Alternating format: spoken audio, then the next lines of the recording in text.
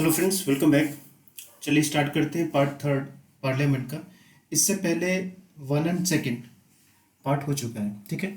ये हमारा part third होगा और ये हमारा लास्ट पार्ट होगा जिसमें पार्लियामेंट पूरा फिनिश हो जाएगा, ठीक है।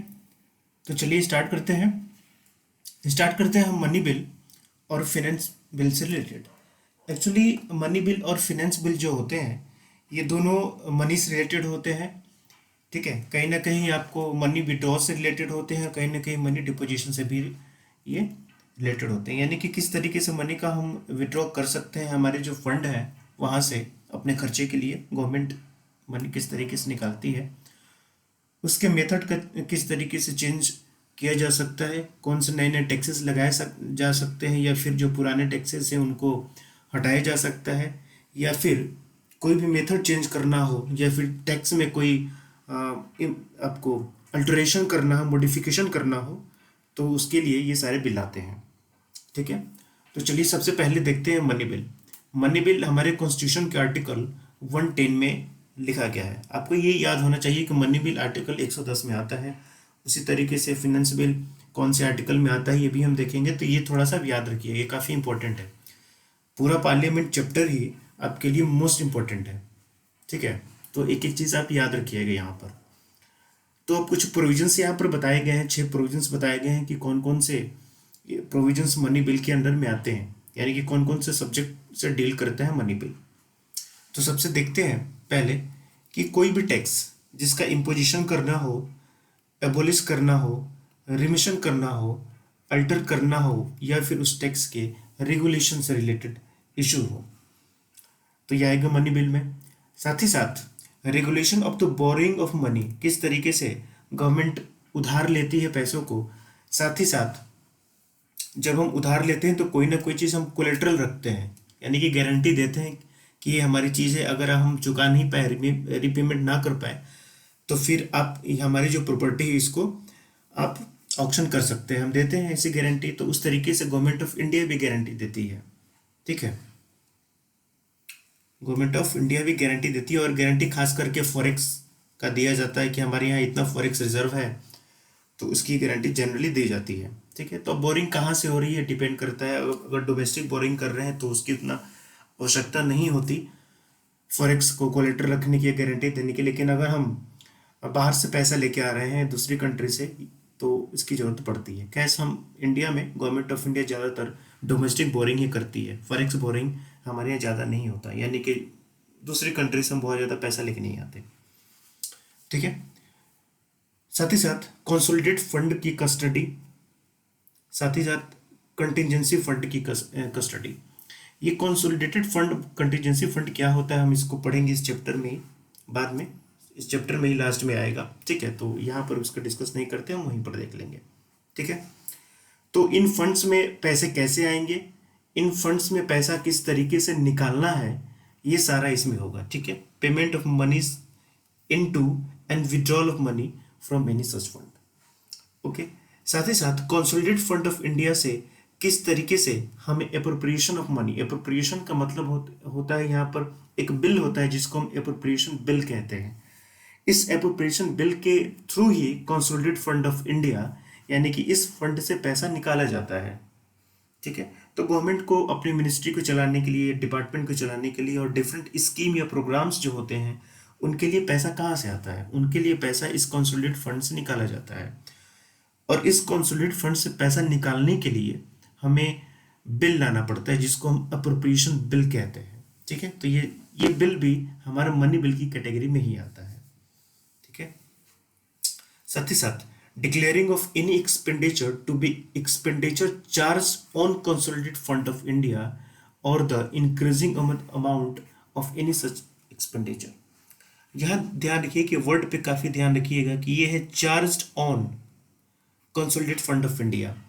ये चार्ज्ड ऑन एक्सपेंडिचर जो होते हैं ये वैसे एक्सपेंडिचर होते हैं जिसमें पार्लियामेंट में डिबेट हो सकता है, ठीक है, लेकिन इन एक्सपेंडिचर पर वोटिंग नहीं हो सकती, ठीक है। एक और इसी तरीके का टर्म आता है charged from consolidated fund of India, यानी कि सेम थिंग जो वहाँ पे लिखा हुआ है कंसोलिडेटेड फंड ऑफ इंडिया। तो बस फर्क है यहाँ पर ऑन का और यहाँ पर ऑफ, सॉरी, चार्ज फ्रॉम का, ठीक है। यहाँ पर ऑन है और यहाँ पर फ्रॉम है, बस यही इसी का फर्क है और दोनों में डिफरेंस आ जाता है। जब चार्ज ऑन हो एक्सपेंडिचर, तब वैसे एक्सपेंडिचर पर पार्लियामेंट में डिबेट हो सकता है लेकिन वोटिंग नहीं हो सकती। और वहीं जब charge from consolidated fund of India है तो यहाँ पर डिबेट भी हो सकता है और यहाँ पर पार्लियामेंट में वोटिंग भी हो सकती है, ठीक है। दोनों में फ़र्क है। हमने जब कॉन्स्टिट्यूशनल बॉडीज़ या नॉन कॉन्स्टिट्यूशनल बॉडीज़ के बारे में पढ़ रहे थे तो आप वहाँ पर देखिएगा, जैसे इलेक्शन कमीशन ऑफ इंडिया, इसके मेंबर, यूपीएससी के मेंबर, एनएचआरसी के मेंबर्स, ठीक है। ये कुछ ऐसे बॉडीज़ हैं जिनके मेंबर्स की जो सैलरी या जो अलाउंसेस होते हैं, या फिर प्रेसिडेंट हुए, वाइस प्रेसिडेंट हुए, वहाँ पर देखिएगा लिखा होगा कि their salaries are charge on consolidated fund of India, यानी कि वो जो सैलरी उनको मिलती है उस पर वोटिंग नहीं की जा सकती, ठीक है। तो इस चीज़ को थोड़ा सा आप ध्यान रखिएगा, charge on and charge from, okay. साथ ही साथ कंसोलिडेटेड फंड ऑफ इंडिया या पब्लिक अकाउंट, ये भी एक फंड ही है, पब्लिक अकाउंट फंड है, ठीक है। पब्लिक अकाउंट ऑफ इंडिया में किस तरीके से मनी का रिसिप्ट होगा, कैसे मनी वहाँ पर रिसिप्ट किया जाएगा, पेमेंट किस तरीके से होगा, या फिर वहाँ से मनी कैसे निकाला जाएगा, ये सारा का सारा जो मैटर होता है ये मनी बिल के अंदर में आता है। यानी कि कुल मिला के मनी मैटर्स से रिलेटेड जो भी मामले होते हैं वो मनी बिल के अंडर में आते हैं, ठीक है। अब देखते हैं फिनेंस बिल। देखिए फिनेंस बिल भी मनी बिल होता है क्योंकि इसमें भी पैसे की डीलिंग की जाती है, लेकिन ये थोड़ा सा ब्रॉड होता है। यानी कि वो समझ लीजिए कि ये एक बड़ा गोला फिनेंस बिल हो गया, तो इसके अंदर एक छोटा गोला ये मनी बिल हो गया, ठीक है। तो यानी मनी बिल क्या होता है कि फिनेंस बिल का ही पार्ट होता है, लेकिन सभी फिनेंस बिल मनी बिल नहीं होते हैं, ठीक है। सभी मनी बिल फिनेंस बिल होते हैं लेकिन सभी फिनेंस बिल मनी बिल नहीं होते, ये थोड़ा ध्यान रखिएगा, ठीक है। तो फिनेंस बिल आपको 110A यहाँ पर आपको देखने को मिलेगा। तो जब हमारा बजट पेश होता है, ठीक है, तो एक चीज़ और ध्यान रखिएगा, बजट इस वर्ड का यूज़ हमारे कॉन्स्टिट्यूशन में नहीं किया गया है। हमारे कॉन्स्टिट्यूशन में जिस वर्ड का यूज़ है वो है एनुअल फिनेंशियल स्टेटमेंट, ठीक है। ये हमारे कॉन्स्टिट्यूशन में यूज़ किया गया है। बजट ये वर्ड हमारे कॉन्स्टिट्यूशन में यूज़ नहीं है, इसका भी खासा ध्यान रखिएगा। कभी कभी ये प्रीलिम्स में इस तरह के क्वेश्चन आ जाते हैं स्टेटमेंट में, ठीक है। तो आर्टिकल 112 जो बजट से डील करता है, यानी कि एनुअल फिनेंशियल स्टेटमेंट, ये बजट है जो हमारे आर्टिकल 112 में दिया गया है। उसके बाद डिमांड फॉर ग्रांट्स, ये आर्टिकल 113। डिमांड फॉर ग्रांट्स क्या होते हैं, जो पैसे लेके गवर्नमेंट जो पैसे लेती है पार्लियामेंट से अप्रूवल के बाद इन फंड से, जैसे भी हमने कंसोलिडेटेड फंड देखा, कंटिजेंसी फंड देखा, पब्लिक अकाउंट फंड है, इन सब फंड से गवर्नमेंट ऑफ इंडिया जो पैसे निकालती है वो अप्रोप्रिएशन बिल से तो निकलते ही हैं, साथ ही साथ कई सारे ग्रांट्स होते हैं जिनसे पैसा निकाला जाता है, ठीक है। इन ग्रांट्स के बारे में भी हम पढ़ेंगे इसी चैप्टर में, ठीक है। इनको हम डिमांड फॉर ग्रांट्स कहते हैं। खैर अप्रोप्रिएशन बिल तो हम देखिए लिए कि कंसोलिडेटेड फंड इंडिया से पैसा निकालना है तो अप्रोप्रिएशन बिल की ज़रूरत होती है। इसके अलावा देखेंगे कि FRBM एक्ट 2003 के अंदर में भी कुछ यहाँ पर प्रोविजंस हैं जो बिल के अंडर में आते हैं, जो बजट के साथ पेश किए जाते हैं पार्लियामेंट में, ठीक है। जैसे कि memorandum explaining the provisions in the finance bills में कौन कौन से प्रोविजंस है उसका एक्सप्लेनिंग इसमें रहता है। साथ ही साथ जो फाइनेंशियल ईयर है उसका मैक्रो इकोनॉमिक फ्रेमवर्क किस तरीके से पूरा जो हमारा पिछले साल रहा उसमें हमने कितने खर्च किए, कितना हमें मिला, ठीक है। साथ ही साथ जो फाइनेंशियल ईयर रहा उसकी फिस्कल पॉलिसी स्टेटमेंट, किस तरीके से हमने खर्चा और अपने एक्सपेंडिचर को मेंटेन करने की कोशिश की, या फिर हमारा क्या स्टेटस रहा इस रिगार्डिंग, या फिर medium term fiscal policy statement, ये सारा बजट के साथ पेश किया जाता है। चलिए अप्रोप्रिएशन बिल, जैसा कि आर्टिकल 114 में बताया गया है, तो मैंने आपको बताया कि जब आपको कंसोलिडेटेड फंड ऑफ इंडिया से पैसा निकालना हो तो पैसा किस लिए निकाला जाता है, गवर्नमेंट अपनी मिनिस्ट्री के खर्चे के लिए निकालती है, डिपार्टमेंट्स होते हैं मिनिस्ट्री में कई सारे उसके खर्चे के लिए, इस अपनी इंस्टीट्यूशंस हैं गवर्नमेंट की, उसके खर्चे के लिए गवर्नमेंट बहुत सारी स्कीम या फिर प्रोग्राम्स लेके आती है जिसके लिए पैसे अलोकेट किए जाते हैं। तो ये सब पैसे कैसा कहाँ से आएंगे? ये सब पैसे कंसोलिडेटेड फंड ऑफ इंडिया से निकाले जाते हैं। ठीक है, और कंसोलिडेटेड फंड ऑफ इंडिया से पैसा निकालने के लिए एक अप्रोप्रिएशन बिल की जरूरत होती है। बिना अप्रोप्रिएशन बिल के कंसोलिडेटेड फंड ऑफ इंडिया से पैसा नहीं निकाला जा सकता। कैसा पैसा?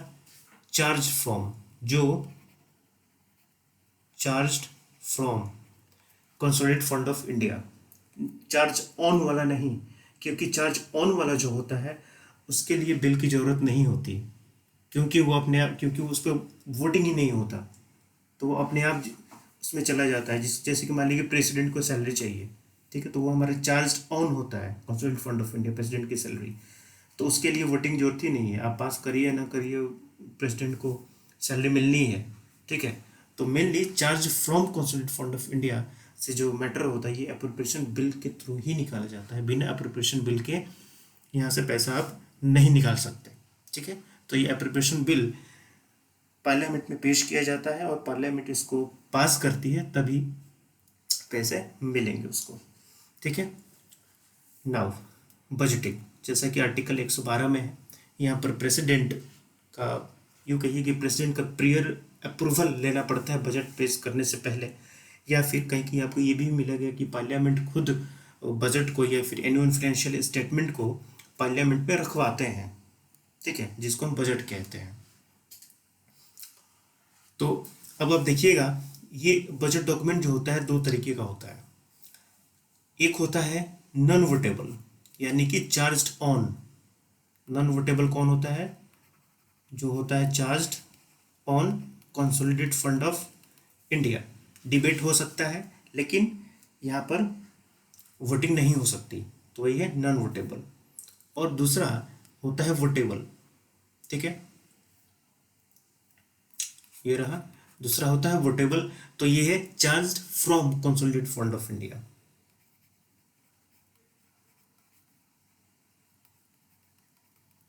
ठीक है, तो ये दो चीजें याद रखिएगा, जैसे withdrawing money from consolidated fund of India, तो ये चार्ज्ड फ्रॉम होता है यहाँ पर। अब जैसे कि नॉन वोटेबल चार्जेस, तो नॉन वोटेबल चार्जेस यानी कि चार्ज ऑन वाला है, charge on consolidated fund of India. तो मैंने ये कहा कि ये डिबेट होता है लेकिन इस पर वोटिंग नहीं होती। मेनली ये सैलरी और अलाउंसेस से जुड़े होते हैं, जैसे प्रेसिडेंट की सैलरी अलाउंस हुआ, उसी तरीके से वाइस प्रेसिडेंट हुए, डिप्टी चेयरमैन ऑफ राज्यसभा, उसके बाद या फिर लोकसभा में स्पीकर या स्पीकर के डिप्टी, या फिर लोकसभा के डिप्टी स्पीकर हुए, इनकी सैलरी गवर्नमेंट ऑफ इंडिया के जो डेट चार्जेस होते हैं, ठीक है, यानी कि जो उधार ली होती है गवर्नमेंट ऑफ इंडिया, उसको चुकाना है ना, तो पार्लियामेंट पास करे ना करे वो तो चुकाना ही है। ठीक है, साथ ही साथ जो सुप्रीम कोर्ट हाई कोर्ट के जजेस की सैलरी अलाउंस होते हैं, ठीक है, रिटायरमेंट के बाद सुप्रीम कोर्ट के जो पेंशन होते हैं, हाई कोर्ट के जो जजेस रिटायर होते हैं उनके जो पेंशन होते हैं, कैग की सैलरी अलाउंसेस होती है। साथ ही साथ कोई भी ऐसा एक्सपेंडिचर जो कॉन्स्टिट्यूशन के द्वारा या पार्लियामेंट के द्वारा ऑथोराइज किया जाए वो इसके अंडर में आता है। ठीक है, तो इस पर वोट नहीं हो सकता। कोरम, कोरम का सिंपल मीनिंग होता है कि minimum number of members in a house to start meeting. ठीक है, अब मान लीजिए कि जैसे कि हमारे टोटल 545 लोग चुन के जाते हैं हमारी लोकसभा में। ठीक है, तो कम से कम कितना मेंबर प्रेजेंट होने चाहिए एट अ टाइम कि लोकसभा की कार्रवाई स्टार्ट हो? तो यहाँ पर लिखा गया है कि 1/10 यानी कि 10%। तो इसका 10% क्या हो जाएगा? इसका 10% 55 होगा, यानी कि लोकसभा में कम से कम 55 लोग अगर मौजूद होंगे तो लोकसभा की कार्रवाई चलेगी। अगर 55 से कम हो जाएंगे तो कार्रवाई नहीं चलेगी। ठीक है, तो उसी तरीके से राज्यसभा में कितने होते हैं? राज्यसभा में 245 होते हैं। ठीक है, तो यहाँ का 10% कितना हो जाएगा? 25। तो यहाँ पर 25 चाहिए आपको राज्यसभा में, वही लोकसभा में आपको 55 चाहिए। तो ये मिनिमम नंबर ऑफ मेंबर्स होते हैं हाउसेस में जितने प्रेजेंट होने चाहिए वहाँ की कार्रवाई को स्टार्ट करने के लिए। अगर इससे कम होते हैं तो फिर वो कार्रवाई स्टार्ट नहीं होगी। तो इस मिनिमम नंबर को हम कोरम कहते हैं। ठीक है, जनरल डिस्कशन, ये जब बजट पेश होता है ये उसके संदर्भ में है। जैसे बजट पेश किया जाता है तो फर्स्ट स्टेज, जैसे हमने बिल में देखा था, बिल पेश होता है तो उसके स्टेजेस होते हैं, फर्स्ट स्टेज, सेकंड, थर्ड करके स्टेजेस होते थे। इसी तरीके से यहाँ पर भी फर्स्ट स्टेज होता है, क्योंकि ये भी एक बिल की तरह ही होता है। ठीक है, बजट जो भी होता है ये एक बिल की तरह ही होता है। तो फर्स्ट स्टेज में हम बिल को रखते हैं यहाँ पर, और यहाँ पर एक, अब देखेंगे, जनरल डिस्कशन किया जाता है। यहाँ पर डिटेल डिस्कशन नहीं होती, जनरल डिस्कशन होता है, लाइक इंट्रोडक्शन। ठीक है, तो इंट्रोडक्शन में क्या होता है कि जब बजट रखा जाता है तो हमारे जो फिनेंस मिनिस्टर होते हैं वो बजट के बारे में बताते हैं। उनका 2-3 घंटे का पूरा बजट का सेशन चलता है जिसमें वो पूरे बजट को पढ़ते हैं। ठीक है, तो यही इंट्रोडक्शन फेज हुआ जिसमें पूरे बजट को पढ़ते हैं। This is the first stage. Okay, इसके बाद सेकंड स्टेज आता है। सेकंड स्टेज में क्या होता है कि आप देखेंगे कि यहाँ पर डिस्कशन एंड वोटिंग होती है फॉर ग्रांट्स, यानी कि बिल को कायदे से यहाँ पर डिस्कस किया जाता है, साथ ही साथ यहाँ पर वोटिंग होती है। अब यहाँ पर अप्रोप्रिएशन बिल लाए गए होंगे कि बजट में हमें इतना, इस साल के फाइनेंशियल ईयर इतना खर्चा है, इस स्कीम में इतना पैसा चाहिए, इस मिनिस्ट्री या डिपार्टमेंट के लिए इतने पैसे चाहिए, तो उसके लिए अप्रोप्रिएशन बिल आता है और उस अप्रोप्रिएशन बिल पर यहाँ पर आपको वोटिंग होती है। इसमें फिर बहुत सारे मोशन लाए जाते हैं। ठीक है, बहुत सारे रेजोल्यूशन आते हैं इसमें। ठीक, इसी के तहत बहुत सारे आप देखेंगे मोशन भी कई तरीके के होते हैं, रेजोल्यूशन भी कई तरीके के होते हैं। ठीक है, तो ये सारी चीज़ें लाई जाती है। तो मोशन रेजोल्यूशन होता क्या है, देखिए, एक्चुअली में मोशन और रेजोल्यूशन क्या होता है कि किसी स्पेसिफिक मैटर पर अगर हमें चर्चा करना है, मान लीजिए कि अभी कोई चर्चा हो रही है ये टॉपिक पर, तो हमें अभी ये टॉपिक पर जो चर्चा हो रही है उसको रोकना है और हम चाहते हैं कि कोई दूसरा टॉपिक डिस्कस किया जाए बी, तो हम एक मोशन लेके आते हैं। खैर कई तरीके के मोशन हम उसको डिस्कस करेंगे। ठीक है, तो मेनली मोशन रेजोल्यूशन वो होता है किसी टॉपिक को लाते हैं हम पार्लियामेंट में डिस्कस करने के लिए। ठीक है, तो ये सेकंड फेज में सारा काम होता है यहाँ पर। ठीक है, इसके बाद सब कुछ पास होने के बाद फिर वो प्रेसिडेंट के पास पहुँचते हैं और साइन करने के बाद फाइनली पैसे मिलते हैं। नाउ स्टैंडिंग कमिटी, ये जो सेकंड स्टेज हमने देखा, सेकंड स्टेज जहाँ पर डिस्कशन होता है।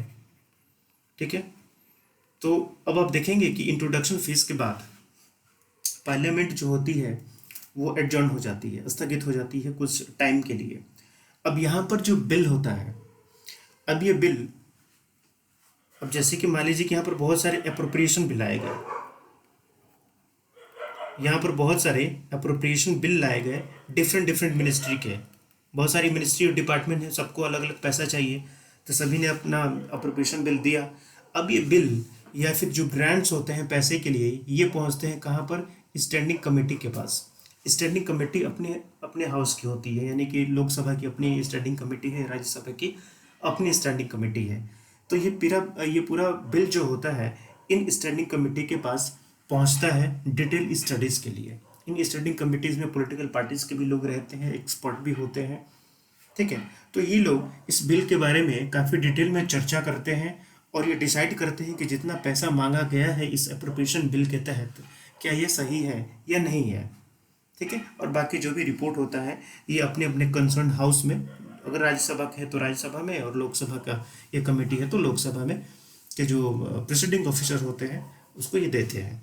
ठीक है, तो ये सेकंड स्टेज में होता है, पूरा स्टैंडिंग कमेटी जो होती है ये डिस्कस करती है बिल के बारे में।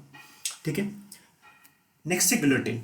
अब गिलोटिन क्या होता है हम अभी बाद में देखेंगे, इसी चैप्टर में देखेंगे अभी बाद में। ठीक है, क्योंकि एक जगह और आएगा गिलोटिन। गिलोटिन क्लोजर मोशन में भी आता है, तो हम डिस्कस कर लेंगे। ठीक है, चलिए, मोशन, जैसा मैंने कहा कि मोशन रिजोल्यूशन क्या होता है, मेनली ये टॉपिक्स को डिस्कस करने के लिए लाते हैं हम। ठीक है, तो no discussion on a matter of general public importance can take place except on a motion made with the consent of presiding officer। ठीक है, अगर हमें किसी टॉपिक पर चर्चा करनी है, किसी मुद्दे पर चर्चा करनी है हाउस में, तो हमें मोशन के थ्रू ही करना होता है, और हम मोशन लेके आते हैं। अगर प्रेसिडिंग ऑफिसर उस हाउस के उसको एक्सेप्ट कर लेते हैं तो हम उस मोशन पर चर्चा करते हैं या फिर उस टॉपिक पर चर्चा करते हैं जिसको उस मोशन के द्वारा लाया गया है। तो जैसे कि यहाँ पर 3 तरीके के आपको मोशन देखने को मिलेंगे, एक सब्सटेंटिव, सब्स्टिट्यूट एंड सब्सिडरी। और सब्सिडरी के तीन हैं part, ancillary, superseding and amendment. देखिए सब्सटेंटिव क्या होता है। सब्सटेंटिव जैसे कि एग्जाम्पल यहाँ पर लिखा हुआ है कि प्रेसिडेंट या फिर चीफ इलेक्शन कमीशन का रिमूवल हो, तो यहाँ पर जो मोशन होता है वो सेल्फ कंटेंट होता है। सेल्फ कंटेंट का मतलब ये हुआ कि ये मोशन अपने आप में ही, मान लीजिए कि हम ये मोशन ए लेके आए और ए मोशन ही जो है ये अपने आप में सारे प्रोविजंस को रखता है, यानी कि ए मोशन को सपोर्ट करने के लिए हमें किसी और दूसरे मोशन की ज़रूरत नहीं है। ये ए मोशन ही अपने आप में पूरा यह सेल्फ कंटेंट है। ठीक है, तो इसको हम कहते हैं सब्सटेंटिव मोशन। ठीक है, इसके बाद जो मोशन आएंगे ये अपने ओरिजिनल मोशन के साथ आते हैं। जैसे कि मान लीजिए सब्स्टिट्यूशन मोशन है, ठीक है, सब्स्टिट्यूट मोशन है, तो ये एक ए मोशन है, ये एक बी मोशन है। ए जो है ये एक ओरिजिनल मोशन है और इस ओरिजिनल मोशन के साथ ये बी मोशन आता है, यानी कि बी मोशन को लाने के लिए हमें ओरिजिनल मोशन की ज़रूरत होती है। बी में जो चीज़ें दी हुई हैं वो कहीं ना कहीं ए से जुड़ी हुई है। ठीक है, फॉर एग्जाम्पल अगर देखते हैं तो आजकल टाइम चल रहा है कोरोना का। ठीक है, एग्जाम्पल है जैसे कि मान लीजिए कि कोरोना हमारा मेन मुद्दा है जो मोशन ए से रिलेटेड है। अब इस कोरोना में मेन मुद्दा है, तो अब आप देखेंगे कि इसी बीच आपको एक पीएम ये फंड भी चला है, पीएम केयर फंड जिसको आजकल कहा जा रहा है। ठीक है, पीएम केयर फंड। तो पीएम केयर फंड जो है ये कहीं ना कहीं जुड़ा हुआ है कोरोना से, लेकिन अगर हम यहाँ पे चाहते हैं कि पीएम जो केयर फंड है ये अपने आप में अपने आप को पूरा ये जस्टिफाई करता है, यानी कि कोरोना को भी एक्सप्लेन करता है कि क्यों लाया गया, ये कोरोना की वजह से लाया गया। तो अगर इस बी मोशन को एक्सेप्ट कर लिया जाता है तो ये बी मोशन क्या करेगा, ए को रिप्लेस कर देगा। सब्स्टिट्यूट का मतलब क्या होता है, उसकी जगह पे आ जाएगा, यानी कि ए मोशन अभी हट जाएगा और बी क्या होगा, उसकी जगह पे आएगा और बी के बारे में डिस्कशन होगी। ठीक है, तो यहाँ पर रिप्लेस करता है ओरिजिनल मोशन को। ओरिजिनल मोशन ए है, बी ओरिजिनल मोशन नहीं है, तो बी यहाँ पर ओरिजिनल मोशन को रिप्लेस कर देता है, इस वजह से हम इसको सब्स्टिट्यूट मोशन कहते हैं। ठीक है, subsidiary motion third. Subsidiary motion में क्या होता है कि ये एक मोशन ए है, ओरिजिनल वाला मोशन है ए, और बी जो है ये ओरिजिनल मोशन नहीं है, ये दोनों साथ में आएंगे। ठीक है, लेकिन यहाँ बी ए को रिप्लेस नहीं करेगा, क्योंकि अगर बी ए को रिप्लेस कर देगा तो बी का वजूद खत्म हो जाएगा। यानी कि यूं समझ लीजिए कि बी जो है ये सेल्फ एक्सप्लेनिंग नहीं है, इसमें इसके जो प्रोविजंस है वो ए से रिलेटेड है। अगर ए को हम हटा देंगे तो फिर बी के में कुछ प्रोविजन रहेगा ही नहीं, बी का वजूद खत्म हो जाएगा। इसलिए यहाँ पर बी जो है ए को रिप्लेस नहीं करेगा, यहाँ पर ए के साथ ही बी मोशन आएगा। ठीक है, तो यहाँ पर रिप्लेसमेंट आपको देखने को नहीं मिलेगा। इस तरीके के मोशन को हम सब्सिडरी मोशन कहेंगे। ये सब्सिडरी मोशन तीन तरीके के होते हैं, ancillary motion, superseding and amendment. Ancillary motion simply subsidiary motion होता है, यानी कि यहाँ पर जो सब्सिडरी मोशन है वो अपने ओरिजिनल मोशन के साथ आएगा। ठीक है, सुपरसीडिंग मोशन में क्या होता है कि सुपरसीडिंग मोशन में ये हुआ कि मान लीजिए कि पहले ए मोशन था जिस पर डिबेट चल रहा था। ठीक है, इस पर डिबेट जारी था, लेकिन हाउस में कोई मेंबर बी मोशन लेके आया। ठीक है, अब बी मोशन लेके आया, क्यों लेके आया, हो सकता है कि बी मोशन का जो टॉपिक हो ए मोशन वाले टॉपिक से ज़्यादा इंपॉर्टेंट हो। ठीक, तो वहाँ पर फिर जो प्रेसिडिंग ऑफिसर होंगे वो क्या करेंगे कि ए मोशन के जो डिस्कशन हो रहा है उसको रोक देंगे और बी मोशन पर डिस्कशन स्टार्ट करेंगे। ध्यान रखिए, यहाँ बी ने ए को रिप्लेस नहीं किया, यहाँ पर सुपरसीड किया। रिप्लेस कहने का मतलब करने का मतलब ये होता है ना कि ए खत्म हो गया, या ए खत्म नहीं हुआ, एक टॉपिक पर अभी डिस्कशन को रोका गया है और बी को स्टार्ट कर दिया गया, क्योंकि बी वाला ज़्यादा इंपॉर्टेंट था। जब बी का डिस्कशन खत्म हो जाएगा तो फिर यहाँ पर ए टॉपिक पर डिस्कशन स्टार्ट होगा। ठीक है, तो यहाँ पर रिप्लेस नहीं होता है, सुपरसीड होता है। Next, amendment motion. यहाँ क्या होता है कि मान लीजिए ये ओरिजिनल मोशन है, ओरिजिनल मोशन में किसी पार्ट को रिप्लेस करना है या फिर अमेंड करना है, उसके लिए मोशन लाया जाता है। ये पूरे मोशन को अमेंड या रिप्लेस करने के लिए नहीं। अगर ये पूरे, मान लीजिए बी मोशन आ गया, ये ए मोशन था, ये पूरा ए मोशन था, तो अगर बी पूरी तरीके से ए को रिप्लेस कर देगा तब तो ये सब्स्टिट्यूट मोशन हो जाएगा, लेकिन सब्स्टिट्यूट मोशन नहीं है, सब्सिडरी मोशन है, तो ये पूरे ए को रिप्लेस नहीं करेगा।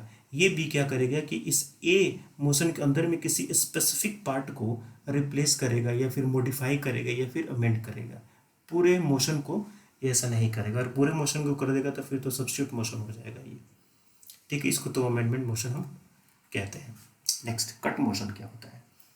अब देखिए, कट मोशन का मतलब ये होता है कि जैसे मैंने आपको बताया कि बहुत सारे अप्रोप्रिएशन बिल आते हैं पैसे निकालने के लिए, गवर्नमेंट लेके आती है, उनको जितने पैसे जिस स्कीम या मिनिस्ट्री या डिपार्टमेंट के लिए चाहिए होते हैं।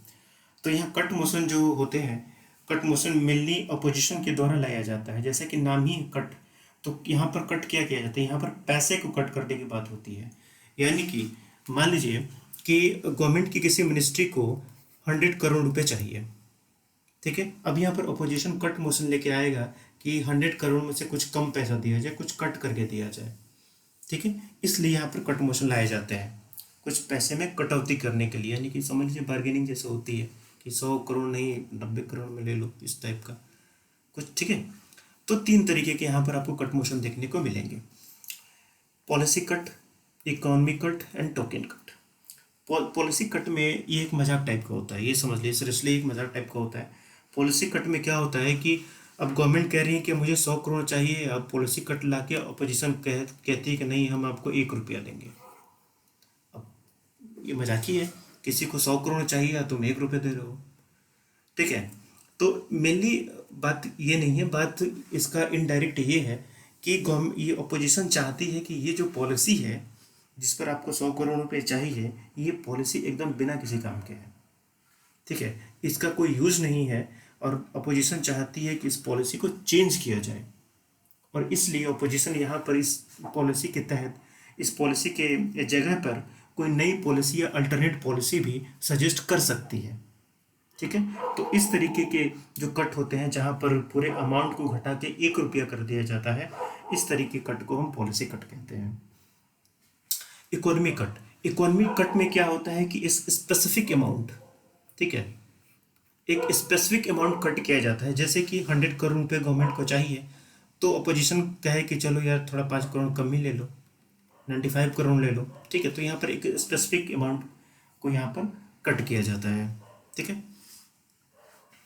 अब देखिए टोकन, टोकन कट में क्या होता है कि 100 रुपये कम करने की बात की जाती है। अब 100 करोड़ चाहिए गवर्नमेंट को, अपोजिशन कहता है कि नहीं, हम आपको 100 रुपये कम देंगे, 100 रुपये कम देंगे। अब 100 करोड़ में से 100 रुपये माइनस कर लीजिए कितना होगा, तो ये भी किसी मतलब का नहीं है, ठीक है। तो मेनली वही चीज़ है कि किसी गवर्नमेंट की पॉलिसी को क्रिटिसाइज करना है, ठीक। जो भी ग्रीवेंसेस होते हैं यहाँ अपोजिशन के, वो अपोजिशन गवर्नमेंट के सामने रखती है कि मुझे ये दिक्कत है इस बिल को लेके, इस स्कीम या प्रोविज़न को लेके, आप उसको दूर कीजिए, इसलिए ये टोकन कट लाया जाता है, ठीक है। तो ये कुछ कट है जहाँ पर मेनली जो पैसे की मांग होती है उसको कट करने के लिए लाया जाता है। नेक्स्ट क्वेश्चन आवर, देखिए हमारा जो पार्लियामेंट होता है, इसकी सेशन जो होती है वो 11 बजे से स्टार्ट होती है, 11 से 1 PM, यानी कि AM है 11 से 1 AM, 1 PM से 2 PM ये 1 घंटे का लंच होता है, और 2 PM से लेके 6 PM तक फिर ये बैठते हैं, यानी कि इधर 4 घंटे और इधर 2 घंटे। अब बताइए 11 बजे घर से खा पी के आते हैं और 2 घंटे में ही इनको भूख लग जाती है, लंच भी 1 बजे शुरू होता है इनका। अब इनसे अच्छा तो बच्चे हैं जो 6 बजे सुबह में स्कूल जाते हैं, 9 साढ़े 9 बजे 10 बजे उनका लंच होता है, और वो 3-4 घंटे सर्वाइव कर लेते हैं, ये लोग 2 घंटे में इनकी स्थिति है। खैर, क्वेश्चन आवर, क्वेश्चन आवर जो होता है ये एकदम इनिशियल टाइम होता है, यानी कि 11 से 12, 11 AM से लेके ये 12 बजे का जो 1 घंटे का टाइम होता है, ये हमारा क्वेश्चन आवर होता है। यानी कि फर्स्ट आवर जो होगा मीटिंग का वो हमारा क्वेश्चन आवर होता है, ओके।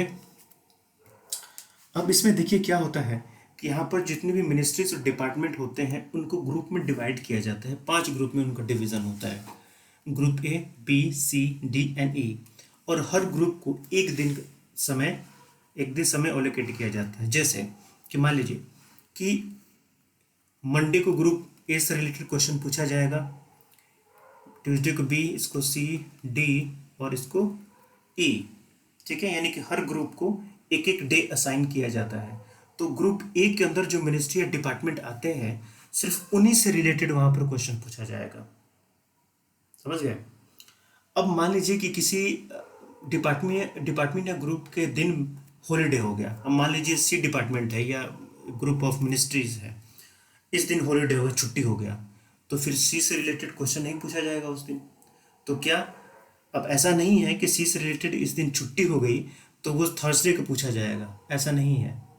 ये सीधा अब नेक्स्ट वीक को जो मंडे आएगा उस दिन अब पूछा जाएगा, ठीक है। तो इस चीज़ को थोड़ा सा ध्यान रखिएगा।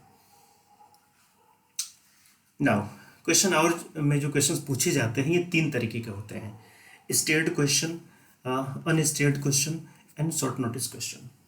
और इनको कलर से मार्क भी किया जाता है। जो स्टेयर्ड क्वेश्चन होते हैं इन क्वेश्चन को मार्क किया जाता है ग्रीन कलर से, अनस्टेयर्ड क्वेश्चन को मार्क किया जाता है वाइट कलर से, और शॉर्ट नोटिस क्वेश्चन को मार्क किया जाता है लाइट पिंक कलर से। जो स्टेयर्ड क्वेश्चन होते हैं यहाँ पर आंसर जो है वो ओरल दिया जाता है, ओरल आंसर दिया जाता है, बिल्कुल सामने सामने खड़े होके, ठीक है। तो जब ओरल आंसर होता है तो यहाँ पर आप क्रॉस क्वेश्चन पूछ सकते हैं, ठीक है। यहाँ पर आप क्रॉस क्वेश्चन पूछ सकते हैं, ये स्टेयर्ड क्वेश्चन में होता है।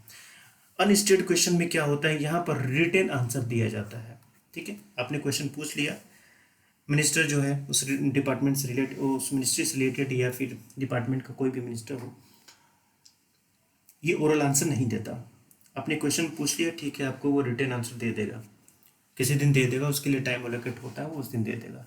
तो जब वो रिटन आंसर देगा किसी दिन, तो फिर आप वहाँ पर कुछ क्वेश्चन उससे पूछ ही नहीं सकते, ठीक है। तो इस चीज़ को याद रखिएगा। शॉर्ट नोटिस, तो ध्यान रखिएगा नोटिस यहाँ पर लिखा हुआ है, यानी कि पहले नोटिस देना पड़ता है।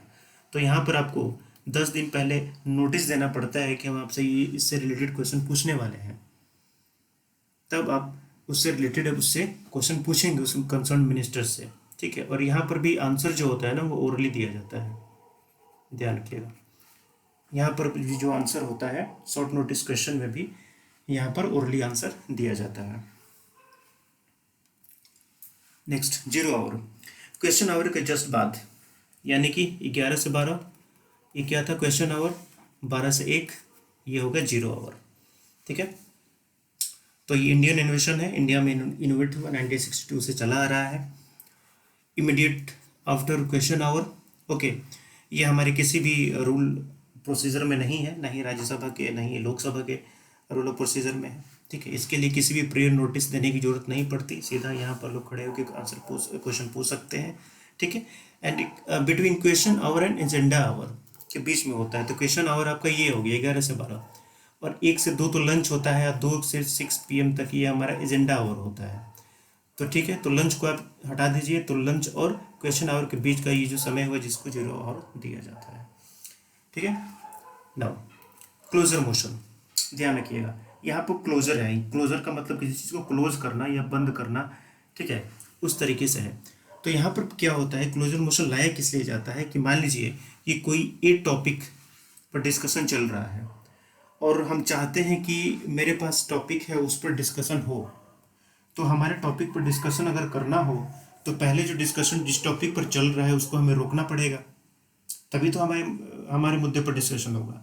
तो इसलिए क्या है कि जो मुद्दे पर डिस्कशन चल रहा है उसको रोकने के लिए और अपने मुद्दे पर डिस्कशन चालू हो, ठीक है, ये करने के लिए हम क्लोजर मोशन लेके आते हैं, ठीक है। साथ साथ ये क्लोजर मोशन इसलिए भी लाया जाता है कि कभी कभी क्या होता है कि जो बिल है उनमें टाइम ज़्यादा हो जाता है डिस्कस करते करते। तो जब टाइम ज़्यादा हो जाता है तो फिर हमें जल्दी से उसको वोटिंग के लिए भी रखना होता है, ठीक है। या फिर हम क्या करते हैं, कभी कभी कुछ इंपॉर्टेंट प्रोविजंस को ही हम क्या करते हैं डिस्कस करते हैं, सारे बिल को डिस्कस नहीं करते हैं, ठीक है। तो कहने का मतलब यहाँ पर टाइम को कट किया जाता है, टाइम को कम किया जाता है इस बिल्कुल इस मोशन को लाके। चलिए, ये भी 4 तरीके के हैं। एक सिंपल मोशन है, सिंपल क्लोजर मोशन, ये लाया जाता है जो मैटर मूव्स, तो matter having been sufficiently discussed be now put to vote. ठीक है, ये मोशन तब लाया जाता है जब कोई बिल हो और बिल पूरी तरीके से डिस्कस हो गया हो। मान लीजिए कोई बिल 5 दिनों से डिस्कस चल रहा है, लोग बोर हो गए, सेशन में बैठ के, हाउस में बैठ के लोग बोर हो गए, 5 दिनों से एक ही चीज़ चल रहा है। तो उसी में से कोई मेंबर उठेगा, कहेगा कि मैं एक क्लोजर मोशन लाना चाहता हूँ, सिंपल क्लोजर मोशन, कि बहुत डिस्कस कर लिए, अब वोट करके काम खत्म करो, पास करना है या नहीं करना है, अब नहीं झेला जाता, हम बोरियत आ गई है। ठीक है, तो इसलिए हम सिंपल क्लोजर मोशन लेके आते हैं। Second, closure by compartment. अब देखिए यहाँ पर कंपार्टमेंट लिखा हुआ है। अब यहाँ पर क्या होता है कि जो बिल के प्रोविजंस होते हैं उनको कई पार्ट में डिवाइड कर दिया जाता है। मान लीजिए कि एक बिल है ए, इसमें कई सारे प्रोविज़न हैं, 1 2 3 4 5 6, कई सारे प्रोविज़न हैं, 6 से ज़्यादा भी हो सकते हैं, एक एग्जांपल है बस। तो हम क्या करेंगे कि इन प्रोविजंस को हम कई पार्ट में डिवाइड कर देते हैं। हम करते हैं कि इन प्रोविजंस को 2 पार्ट में डिवाइड करते हैं, ये एक पार्ट और ये 2 पार्ट, 3 का प्रोविजंस का 2 पार्ट बना देंगे। तो अब हम यहाँ पर क्या करेंगे कि अब हम यहाँ पर इस पर्टिकुलर पार्ट के बारे में चर्चा करेंगे। अब यहाँ पर हम हर एक प्रोविजन और क्लाउज के बारे में चर्चा नहीं करेंगे, अब एक एक पार्ट के बारे में चर्चा करेंगे, और चर्चा करने के बाद इन सारे पार्ट को उठा के हम वोटिंग के लिए रख देंगे। उसके बाद पास हो या फेल हो वो वोटिंग करने के बाद पता चले। ठीक है, तो यहाँ पर पटिशन होता है। ठीक है, चलिए कंगारू। कंगारू क्लोजर मोशन में क्या होता है कि यहाँ पर मान लीजिए कि एक बिल में पूरे 20 प्रोविजंस हैं, तो हम यहाँ पर क्या करते हैं कि कुछ इंपॉर्टेंट प्रोविजंस जो हैं उसी पर डिस्कस करते हैं। तो मान लीजिए कि 10 प्रोविजंस जो है इस बिल में इंपॉर्टेंट है और 10 इंपॉर्टेंट नहीं है, तो हम यहाँ पर क्या करते हैं कि सिर्फ ये 10 जो इंपॉर्टेंट क्लाउज हैं इसी के बारे में चर्चा करते हैं, और फिर एक साथ ले जाके सभी को वोटिंग के लिए रख देते हैं। जिस पर चर्चा हो गया उसको भी, और जिस पर चर्चा नहीं हुआ उसको भी। ठीक है, तो इसको हम कहते हैं kangaroo closure motion. Next, guillotine. जो पहले आया था ना गिलोटिन, ये वही है। तो अब देखिए गिलोटिन में क्या होता है। गिलोटिन में ये होता है कि मान लीजिए एक बिल है जिसमें 20 प्रोविजंस हैं, और इस बिल को डिस्कस करने के लिए 5 घंटे का टाइम अलॉट किया गया है कि 5 घंटे में हम इस बिल को डिस्कस करके फिर वोटिंग करा के ख़त्म कर देनी है। तो मान लीजिए हाउस यहाँ पर डिस्कस करनी स्टार्ट कर रही है, 5 घंटे ख़त्म हो गए, लेकिन इस 20 प्रोविज़न में अभी 15 प्रोविज़न का ही डिस्कस हो पाया, अभी 5 प्रोविज़न के बारे में डिस्कशन नहीं हो पाया, और जो टाइम अलोकेट किया गया था इस बिल के डिस्कशन के लिए 5 आवर, वो ख़त्म हो गया।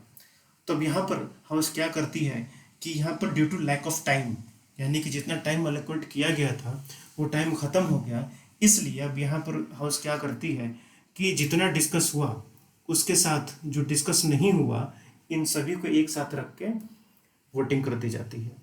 ठीक है, तो यहाँ पर ये वोटिंग क्यों करती है अनडिस्कस्ड को? Due to lack of time.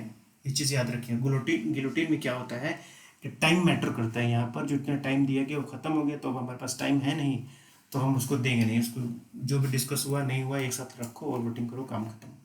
ठीक है, तो इसको हम कहते हैं गिलोटिन। नेक्स्ट, एक होता है प्रिविलेज मोशन। प्रिविलेज जैसा कि नाम ही स्पष्ट है, प्रिविलेज। हमें ये पता है कि जो एमपीज होते हैं, पार्लियामेंट के मेंबर होते हैं, उनको कुछ प्रिविलेजेस मिले होते हैं। तो अगर किसी एमपी का प्रिविलेज विलेशन हो रहा है, अगर लगता है कि किसी मिनिस्टर के द्वारा उसका विलेशन हो रहा है प्रिविलेज का, तो वो इस तरीके के प्रिविलेज मोशन लेके आता है। ठीक है, कॉलिंग अटेंशन मोशन, नाम ही स्पष्ट है, कॉलिंग अटेंशन यानी किसी का ध्यान आकर्षित करना। तो यहाँ पर कोई मेंबर क्या करता है कि कोई पर्टिकुलर मैटर है जो काफ़ी इंपॉर्टेंट है, पब्लिक इंपॉर्टेंस का मैटर है, और हाउस को उसके बारे में कोई जानकारी नहीं है, तो यहाँ पर वो जो मेंबर होता है वो कॉलिंग अटेंशन मोशन लेके आता है ताकि हाउस का इस टॉपिक पर ध्यान आकर्षित किया जा सके, इस टॉपिक के पर चर्चा की जा सके। ठीक है, तो इसलिए कॉलिंग अटेंशन मोशन आता है। ये भी इंडियन इनोवेशन है जो 1954 से स्टार्ट हुआ। ठीक है, साथ ही साथ ये हमारे रूल्स ऑफ प्रोसीजर जो है हमारे पार्लियामेंट के, उसमें ये मेंशन किया गया है। Adjournment motion. एडजॉर्नमेंट का मतलब क्या होता है? स्थगित करना। ठीक है, तो ये भी बहुत जनरल अर्जेंट पब्लिक इंपॉर्टेंस वाला कोई टॉपिक है वो रहे तभी यहाँ पर एडजॉर्नमेंट मोशन लाया जाता है। लेकिन यहाँ पर एडजॉर्नमेंट मोशन लाने के लिए कम से कम 50 मेंबर की सहमति की आवश्यकता होती है। उस मोशन पर कम से कम 50 मेंबर लोग साइन करेंगे। चूंकि ये गवर्नमेंट को सेंसर करने के लिए लाया जाता है, इसलिए ये राज्यसभा में इंट्रोड्यूस नहीं होता। क्यों? क्योंकि जो हमारी गवर्नमेंट होती है यानी काउंसिल ऑफ मिनिस्टर, वो हमारी लोकसभा के लिए रिस्पॉन्सिबल होती है, राज्यसभा के लिए रिस्पॉन्सिबल नहीं होती। ठीक है। और इस मोशन पर जो डिस्कशन होता है वो 2.5 घंटे से कम नहीं होना चाहिए, यानी कि कम से कम 2.5 घंटे का डिस्कशन होना चाहिए, इससे कम नहीं होना चाहिए। ठीक है। लेकिन इसके कुछ आपको रिस्ट्रिक्शंस हैं कि कौन कौन से प्रोविजंस हैं जिसके अंडर भी नहीं आएगा। जैसे कि अब ये मैटर जो है डेफिनेट होना चाहिए, फैक्चुअल, अर्जेंट और पब्लिक इंपॉर्टेंस का होना चाहिए। ठीक है। ये केवल एक ही मैटर को इंक्लूड करता हो, एक से ज़्यादा मैटर पर नहीं हो।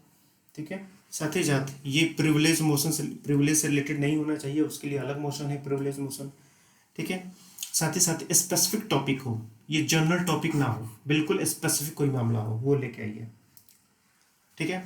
साथ ही साथ ये मामला सेम सेशन में डिस्कस ना हुआ हो, साथ ही साथ ये मामला किसी कोर्ट के अंडर सुनवाई में ना हो।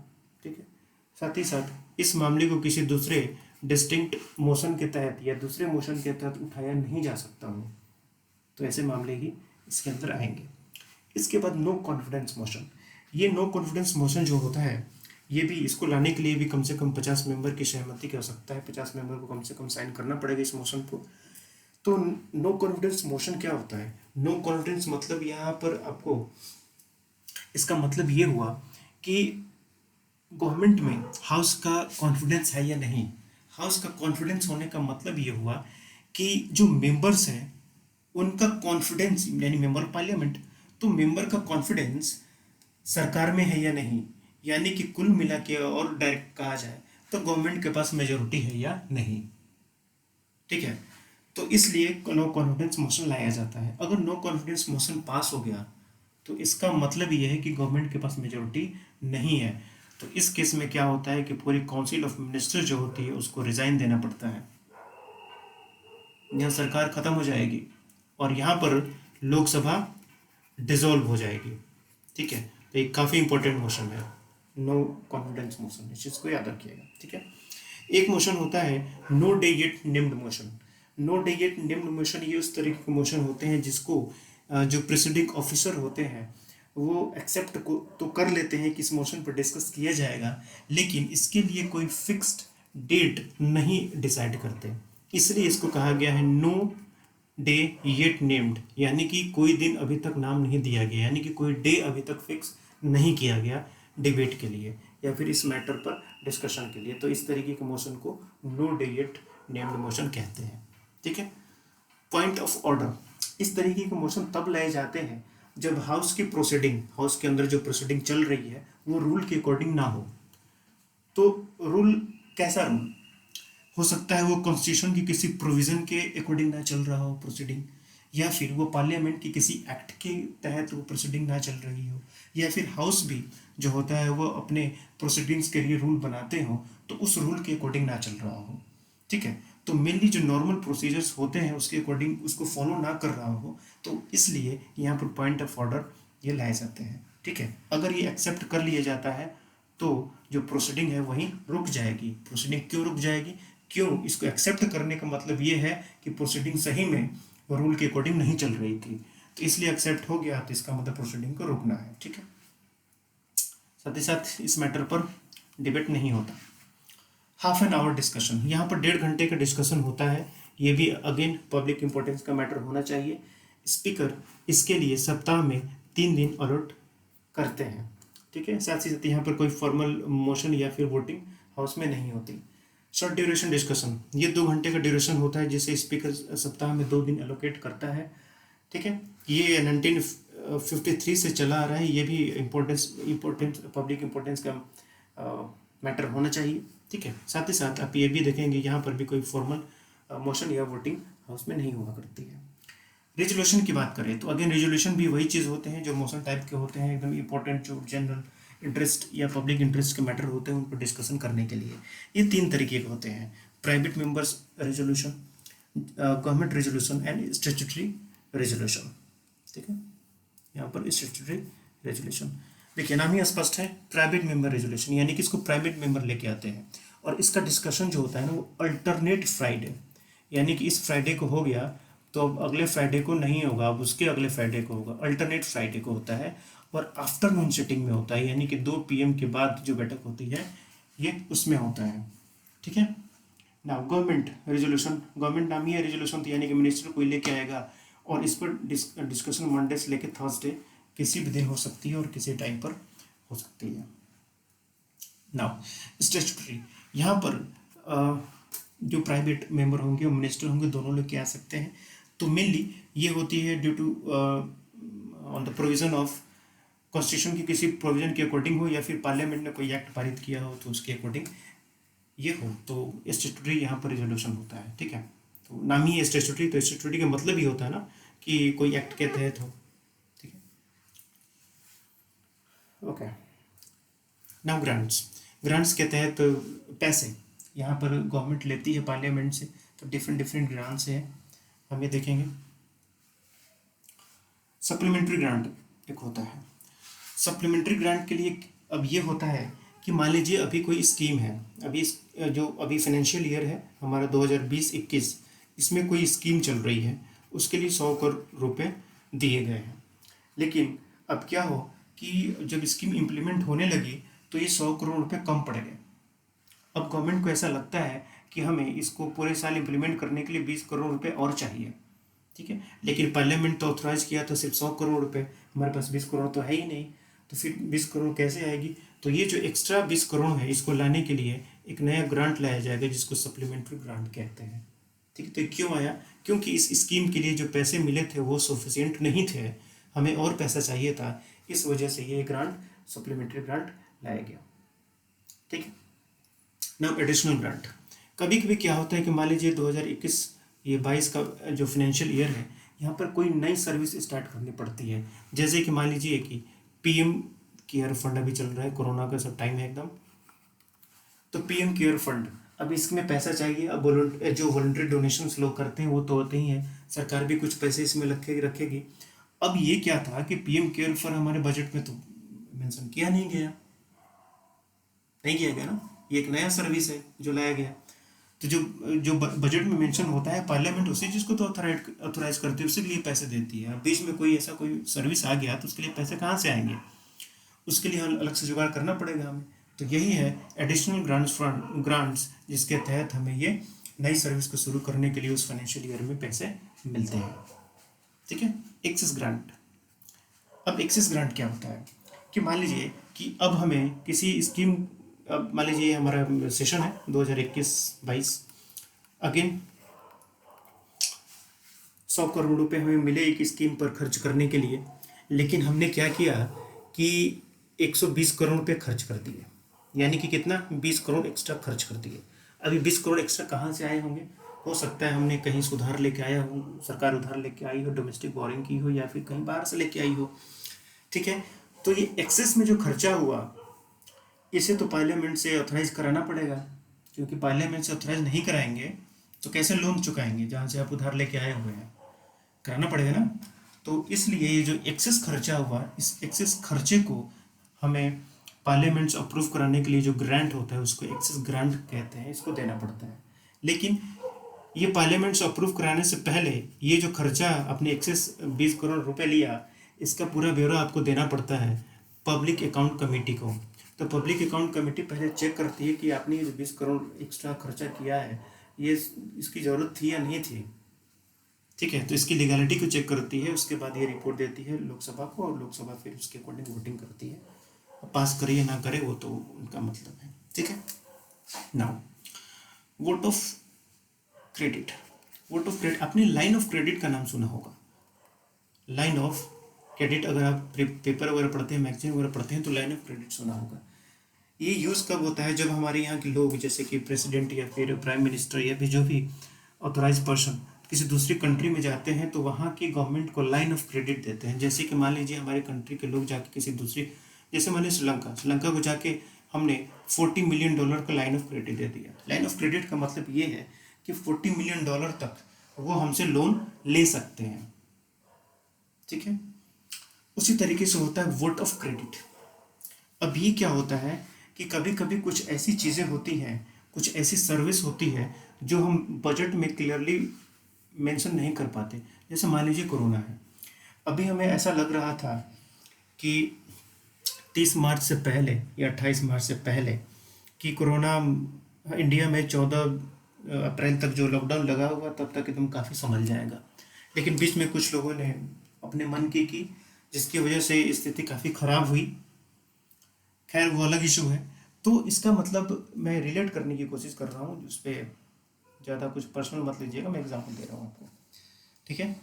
तो अब क्या है कि एक्चुअली हमें नहीं पता ना कि हमें कितने केसेस हमारे पास आएंगे। आज 12-13 हज़ार केसेस हो गए, कल को 15 हज़ार, फिर 20 हज़ार, लाख, 1.5 लाख, 2 लाख, कितना जाएगा हमें नहीं पता।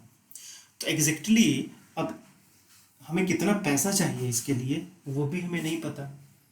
एस्टिमेट तो हम नहीं कर सकते ना एग्जैक्टली कि हमें कितने पैसे की ज़रूरत होगी।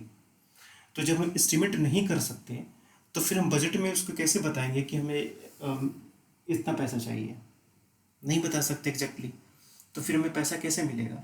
तो हम पैसा कैसे मिलेगा, आपने कहा कि भाई हम हमारे पास तो ये काम है हमें लेकिन हम आपको एग्जैक्टली नहीं बता पा रहे हैं कि पैसा हमें कितना चाहिए। तो फिर मैंने क्या किया कि आपको एक चेक दिया और चेक पर मैंने साइन कर दिया, ठीक है, और कहा कि ठीक है जितना पैसे की ज़रूरत होगा तो खुद पैसा भर लेना और निकाल लेना।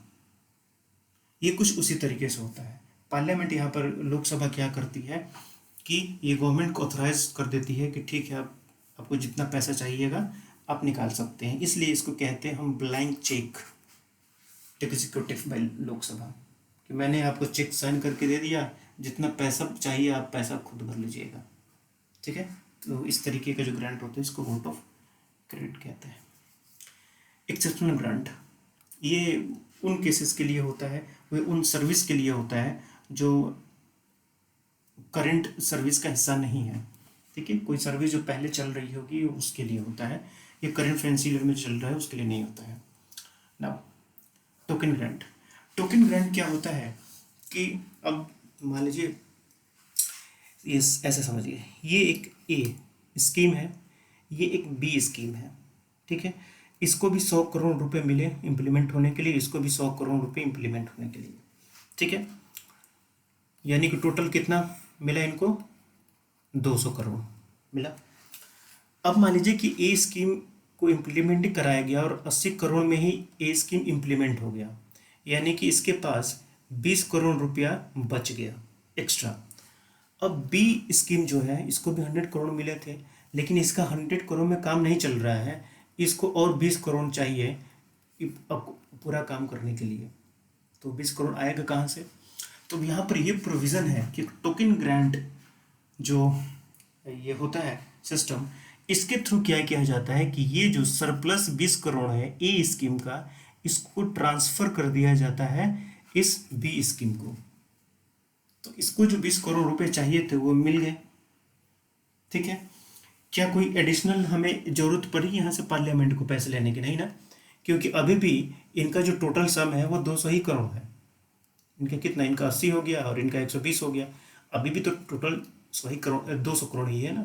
तो टोटल बजट का तो एक्सपेंडिचर नहीं बढ़ा, यानी कि जो एडिशनल एक्सपेंडिचर है ये नहीं बढ़ा, बस ये इंटरनल स्कीम के बीच में स्विचिंग हो रही है।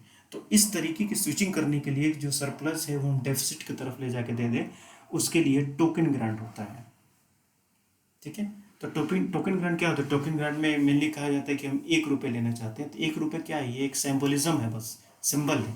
मेनली इसका पर्पस क्या होता है, रीअप्रोप्रिएशन। तो रीअप्रोप्रिएशन का मतलब ही होता है कि transfer of fund from one to another. A से हमने फंड का ट्रांसफर बी पे कर दिया, लेकिन ओवरऑल हमारा जो बजट है अभी भी 200 करोड़ का ही है, ठीक है। तो ये होता है टोकन ग्रांट। चलिए, अब फंड्स है जहाँ से हमें पैसे निकालने हैं, जहाँ पे हम पैसे जमा करते हैं हमारे गवर्नमेंट। एक होता है consolidated fund of India, second is the public account of India, और दोनों आर्टिकल 266 में मेंशन किए गए हैं।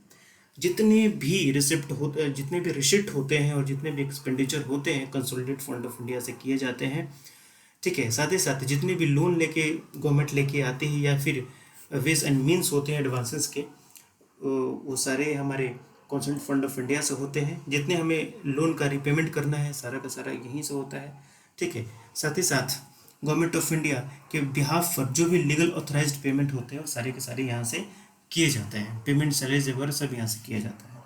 पब्लिक अकाउंट में क्या आता है? पब्लिक अकाउंट में provident fund deposits, judicial deposits, saving bank में आप पैसा जमा करते हैं, डिपार्टमेंटल डिपॉजिट्स होते हैं, रेमिटेंसेस होती हैं, कई सारे आपको नेशनल सेविंग स्कीम्स होती हैं, जैसे किसान क्रेडिट कार्ड वगैरह होता है, उसमें आप पैसा देते हैं, या फिर अटल पेंशन योजना हुआ, इस तरह की बहुत सारी योजनाएं जो आई हुई हैं, उसमें आप पैसा देते हैं, वो कहाँ जाता है? पब्लिक अकाउंट ऑफ इंडिया में जाता है।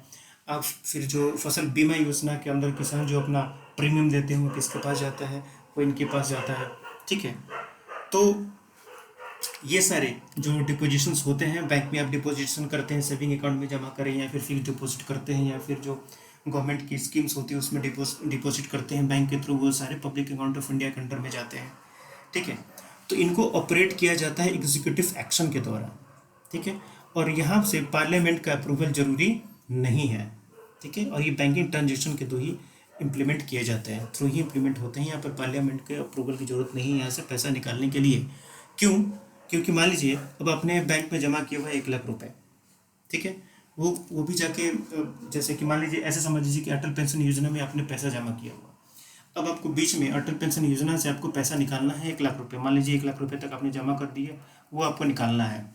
अब ये पैसा तो इनके चला गया public account of India fund में, तो आपको निकालना है पैसा, तो अगर पार्लियामेंट के अप्रूवल की जरूरत पड़ेगी तो आपको 1 लाख रुपए निकालने के लिए पार्लियामेंट का सेशन बुलाना पड़ेगा, कि पार्लियामेंट का सेशन उस बैठे और उस 1 लाख रुपए आपको निकालने के लिए उस बिल को पास करें। तो ये फिजिबल नहीं है ना, 1 लाख रुपए निकालना है, उससे कहीं ज़्यादा पैसा तो पार्लियामेंट के बैठने और उसकी कार्रवाई में लग जाएगा। इसलिए पब्लिक अकाउंट ऑफ इंडिया का ये जो फंड है, यहाँ से पैसा निकालने के लिए आपको पार्लियामेंट की जरूरत के अप्रूवल की जरूरत नहीं पड़ती। ठीक है, now contingency fund of India, actually ये फंड जो होता है प्रेसिडेंट के पास में होता है। ठीक है, ये फंड प्रेसिडेंट के पास में होता है, लेकिन ये प्रेसिडेंट के बिहाफ पर फिनेंस सेक्रेटरी इसको ऑपरेट करते हैं। ठीक है, यहाँ से भी प्रेसिडेंट के ऑर्डर के द्वारा यहाँ से पैसा निकाला जा सकता है। ये किसी भी अनफोर्सिन एक्सपेंडिचर के लिए यहाँ से पैसा निकाला जाता है। जैसे अचानक आज इतने लोग मरने लगे तो पीएम केयर फंड आया, पीएम केयर फंड आया, इसमें पैसा कहाँ से यहाँ पर जाएगा? अगर कंसोलिडेट फंड से अगर हम पैसा निकालना है तो हमें पार्लियामेंट से पास कराना पड़ेगा ना। हाँ, तो अभी तो पार्लियामेंट भी खुद नहीं बैठ रही है, तो पास कैसे होगा पैसा? ये कहाँ से पैसा आएगा इस फंड में? कंटिजेंसी फंड से पैसा हम लेंगे, और बाद में जब पैसे यहाँ ले लेंगे तो बाद में हम पार्लियामेंट से अप्रूवल कराएंगे। ध्यान रखिए कि यहाँ पर पार्लियामेंट से अप्रूवल होता है, लेकिन बाद में होता है पैसा लेने के बाद, जब पार्लियामेंट बैठेगी तब होगा। ठीक है, तो ये होता है कंटिजेंसी फंड ऑफ इंडिया, जो प्रेसिडेंट के पास में होता है, और प्रेसिडेंट के बिहाफ पर फिनेंस सेक्रेटरी इसको मेंटेन करते हैं या ऑपरेट करते हैं। ठीक है, एक और इसमें टॉपिक छूटा हुआ है, वोट ऑन अकाउंट। मैं आपको बता दूं, बस ये लास्ट टॉपिक है। वोट ऑन अकाउंट क्या होता है? जनरली हमारा जो सेशन चलता है ये अप्रैल से लेके मार्च तक हमारा फाइनेंशियल ईयर होता है, यानी कि जो हमें पैसा मिलता है गवर्नमेंट को वो अप्रैल से मार्च तक के लिए मिलता हो।